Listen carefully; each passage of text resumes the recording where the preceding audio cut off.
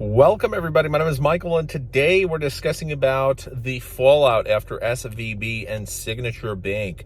One of the largest banks in the world, Credit Suisse, has had its shares plummet over 25%.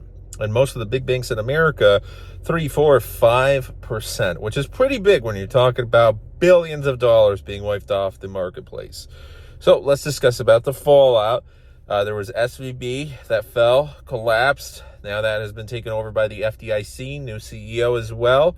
And with that, Signature Bank also troublesome. And all the other banks that have been impacted, with some banks that have been reduced in their rating. One actually going down to junk. So let's talk about it. All right, so looks like actually from 25 to 30%, and the Swiss National Bank has intervened in order to prevent the collapse of Credit Suisse, a ginormous bank. We're also looking at something crazy. Bank of America has just made $15 billion in new deposits from customers that are ditching smaller banks for too big to fail. So also we've seen Chase and Wells Fargo, which means Chase, losing over 5% of its shares, has made that back because they've gotten new deposits and they're going to make a ton of money off of these new clients. So that's kind of interesting. You usually don't see that. It's a weird crisis. There is a crisis. There has been a crisis ever since COVID, but it's a very weird, it's got so many traits of what's been happening in 2008, the Great Recession, but it's a different way of going about it. The job market is strong, and there's a lot of weird segments to it where people are still spending money, but there's a lot more caution. The middle class is more impacted than blue collar workers, and it's just, there's so many different things happening. But right now, we've also seen that the crypto-friendly Signature Bank was facing criminal probe over money laundering. That collapsed.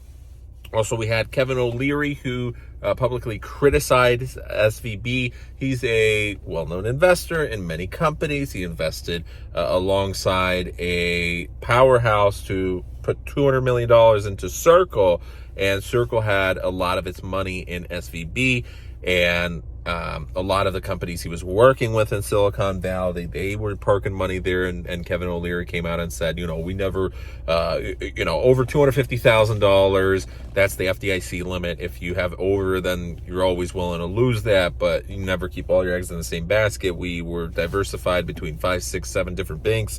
It is just crazy what's happening right now. A lot of news stories are coming out, such as Silicon Valley Bank. Couple months right before, there was a lot of weird donations, and they donated $73 million to Black Lives Matter. This is right before the collapse. Hours before the collapse, huge millions of dollars in bonuses were paid out. So money being burned left and right, essentially. So the worldwide impact is insane. The German Deutsche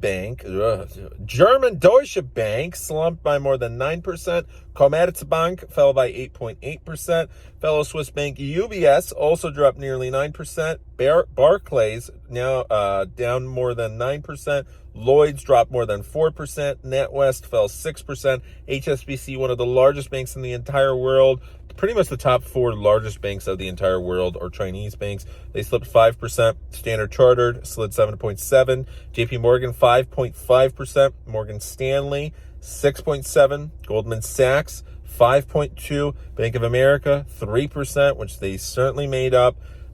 It is very interesting because when we take a look at some of the largest banks in the world right now, huge one is HSBC. Of course, a lot of them are U.S. banks, but they're not the top 5 positions. So when we take a look at the world's top 10 banks, ICBC has been in there for the past 5 years. You have Bank of China. You have China Construction Bank. You have the Agricultural Bank of China. Those who are in the top 4. You have HSBC in the top 10. Wells Fargo, Bank of America, Citi, and Chase Bank are the big boys going for a long time. JP Morgan, the private clients. JP Morgan and Chase, they're essentially the two. They're the same company, but just like I was recently watching a video on Las Vegas, how all these hotels and casinos and resorts are all owned by two companies, but then it's all owned by one company, and it's like it's always restructuring and buyouts and whatever, so it makes it complicated. But anyways, a lot of people are now going to these larger banks. They're freaked out. What's happening? And what has happened with Silicon Valley Bank is within a matter of essentially a week or two, huge amount, over $200 billion in assets. What their shares were worth, they fell more than 60%. We're talking about tens of billions of dollars of market value wiped out instantly.